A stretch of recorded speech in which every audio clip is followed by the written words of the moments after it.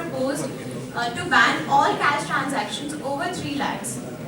Over 3 lakhs, which would be effective from April 1st, 2017.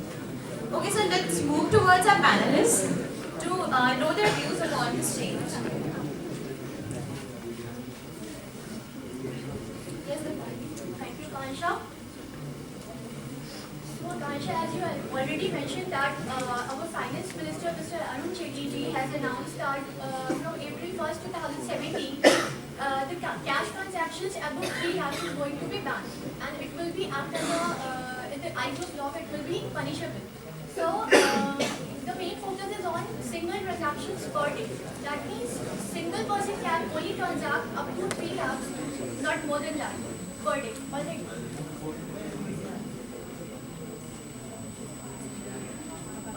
For example, if we buy a commodity, say a bike.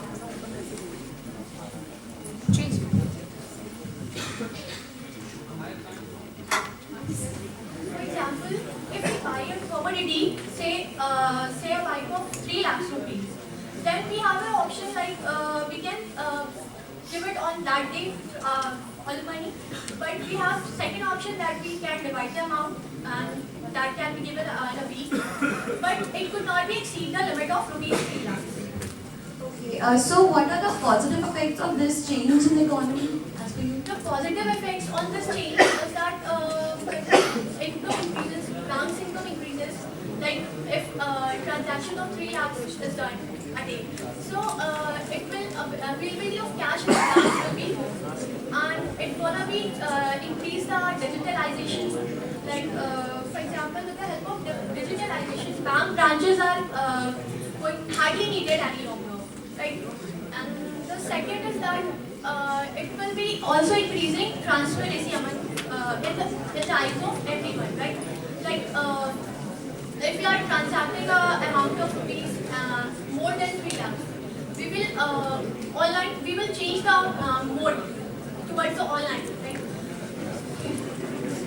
Thank you for the information, Dipali. Now let's move further to discuss another major change of banking sector in the economy.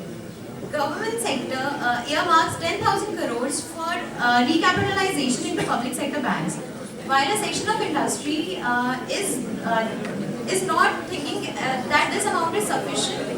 Finance Minister has promised more infusion if the situation warrants more recapitalization. Okay, I'm moving towards my panelist for some information. Fine.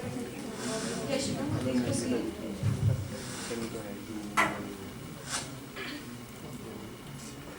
Fine, let me tell you about what actually recapitalization is. To run a company, we need fund, or you can say capital. There are number of sources by which company can take fund. Some of these sources are they can take a loan which is known as debenture, or they can issue equity capital. So, Can you explain it with an example? yeah, sure. I will definitely give you an example so that you can able to better understand that what actually recapitalization is. Suppose there is a company XYZ Limited and it needed fund to run its business. It can take a loan, say of about 60% and issue equity capital of 40%, and the ratio is 60-40. Also, the company have to pay the interest of about 13% to the bank. Basically, the recapitalization is changing the capitalization structure so that it also can reduce the interest of 13% to 9%, and also approximately of 6% also. And in a case company is not able to give the interest to the bank, in that case government evade the interest amount for 4 years. And also company gives many type of views. Okay, so what are the practical effects of this change? Basically, there are many different type of effects. By recapitalization, sick banks will get recovered soon, and there is a security of public money, and they will be able to compete with private sector banks. Let me tell you one more thing about recapitalization. Government has introduced a target of 1.8 lakh crores for recapitalization of bank, and it provided 70,000 crores for the recapitalization of bank, and also in this financial year, government provided 25,000 crores in the for Last recapitalization of financial bank. year, government provided 25 crores. Yeah, it is. And this year, government has provided 10,000 crores for recapitalization of PSUs. Okay, thank you, Shiva. Moving further, we all must have heard about the affordable housing schemes, which government has introduced, focusing upon the housing scheme of urban and rural sector. Okay, let's see what our panelists have their views on this. Yes, Okay, Anya? good morning everyone. Let's moving towards the infrastructure, affordable housing. According to new budget 1780, our finance minister Mr. Jaipuria in his speech told that it is given the must thrust about the real estate sector of the Indian citizen.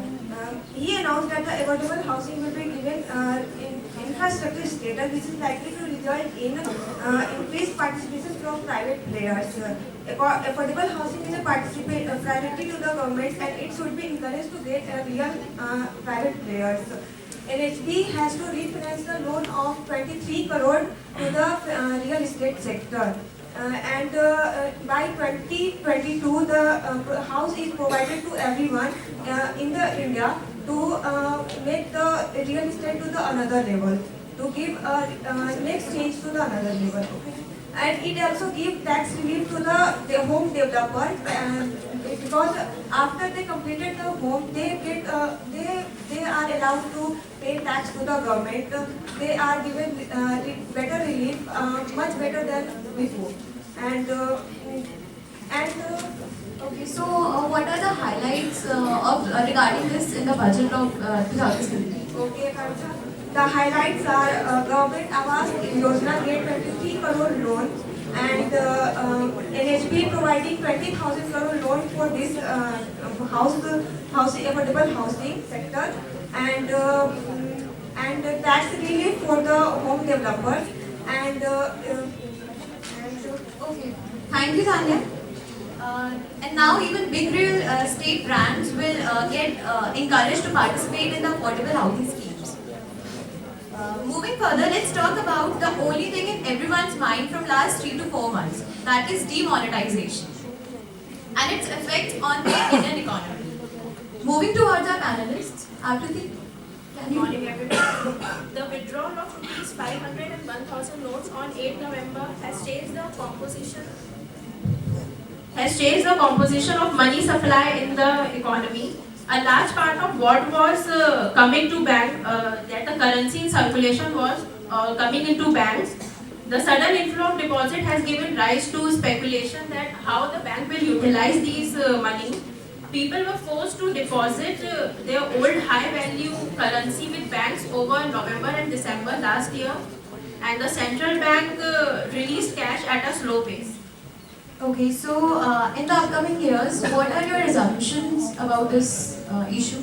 The pace of deposit growth can slow down in the coming years with the coming of new currency.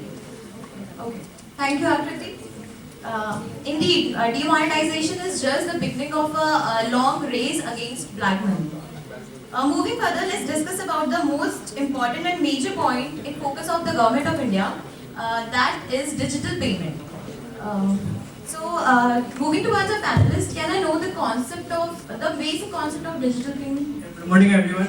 Digital payment is a way of payment which is made through digital mode.